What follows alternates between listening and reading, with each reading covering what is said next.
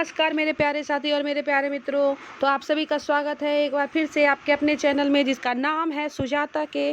तो चलिए एक बार फिर से मैं एक बहुत ही अच्छी खबर लेकर के आई हूँ उन अभ्यर्थियों के लिए जो इस बार एसटीईटी की परीक्षा देने से वंचित रह गए थे, जो इस बार एसटीईटी की परीक्षा नहीं दे पाए थे। तो चलिए एक बहुत ही अच्छा न्यूज़ फ्लैश हुआ है उनके लिए, साथ ही 2-3 खबरें और भी हैं मेरे पास। इसके लिए आप मेरे चैनल में बने रहिए, मेरे चैनल को आप मेरी वीडियो को पूरी तरह से देखिए और पसंद आए तो उसे लाइक भी कीजिए, साथ ही मेरे चैनल को सब्सक्राइब कर दीजिए ताकि आपको और भी जो है वो अपडेट्स मिलती रहे। तो चलिए जैसा कि हम लोग देख रहे हैं कि बिहार बोर्ड ने पहले भी ऐलान किया था और अभी भी ऐलान किया है कि साल में 2 बार होगा एसटीईटी का आयोजन और दिसंबर में ही जारी हो जाएगा इसका कैलेंडर, यानी कि फिर से एसटीईटी का एग्ज़ाम जो है वो होने जा रहा है और साथ ही जो वंचित बीएड अभ्यर्थी थे वो इसमें शामिल हो पाएंगे।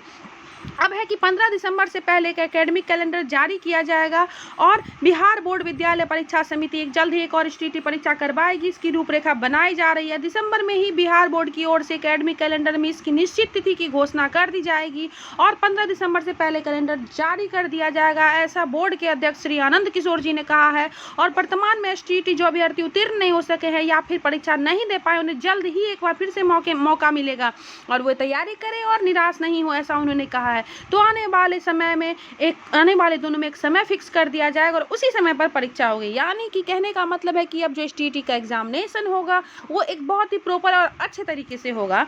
एसटीईटी में बीएड अपीयरिंग छात्रों को मौका मिलता है तो एसटीईटी क्यों नहीं। अभी कह रहा है कि यहाँ पे सीटीईटी होना चाहिए तो एसटीईटी में क्यों नहीं, यानी कि जब सीटीईटी देती है तो एसटीईटी में क्यों नहीं। तो इसके तहत कुछ फैसला लिया गया है और अब उसमें जो है बीएड भी छात्र भी एग्जाम दे सकेंगे। चलिए अब देखते हैं मेरिट लिस्ट के संबंध में बोर्ड ने कहा कि शिक्षा विभाग फिलहाल मेरिट लिस्ट जारी नहीं करने को कहा, अभ्यर्थियों को अंक दिया जा रहा है और जो क्वालिफाइड और अनक्वालिफाइड भी बताया जा रहा है। सरकार के निर्णय के अनुसार मेरिट लिस्ट नहीं जारी किया गया है। उधर एसटीईटी का रिजल्ट जारी होने पर कुछ देर के लिए जो वेबसाइट था वो क्रैश हो गया था, लेकिन बाद में जब दूसरा लिंक आया तो फिर वो सही हो गया। साथ ही ये जो बहुत ही न्यूज़ चल रही थी कि जो गिरोह सक्रिय हो रहे थे, पैसे लेकर के नंबर बनाने की बात की जा रही थी, तो उन्होंने कहा है कि इस तरह के चीज़ों से सावधान रहना है, इस तरह की चीज़ों से बचना है। तो चलिए ये हमारा था आज का न्यूज़। अब देख लेते हैं कि एसटीईटी के बारे में। तो सबसे अधिक मगही में यानी 100% रिजल्ट आया और सबसे कम भोजपुर में यानी कि 44% रिजल्ट आया। साथ ही आपके पास आंकड़ा मिल चुका है। तो हम लोग अभी के लिए इतना ही। साथ ही एक और न्यूज़ है और वो न्यूज़ है कि न्यायिक सेवा में आर्थिक रूप से कमज़ोर को 10% का कोटा मिलने जा रहा है। जैसा कि कैबिनेट का फैसला हुआ है, इस बार नीतीश कुमार ने फैसला लिया है कि जो न्यायिक सेवा है उसमें भी ईडब्ल्यूएस को 10% का कोटा दिया जाएगा।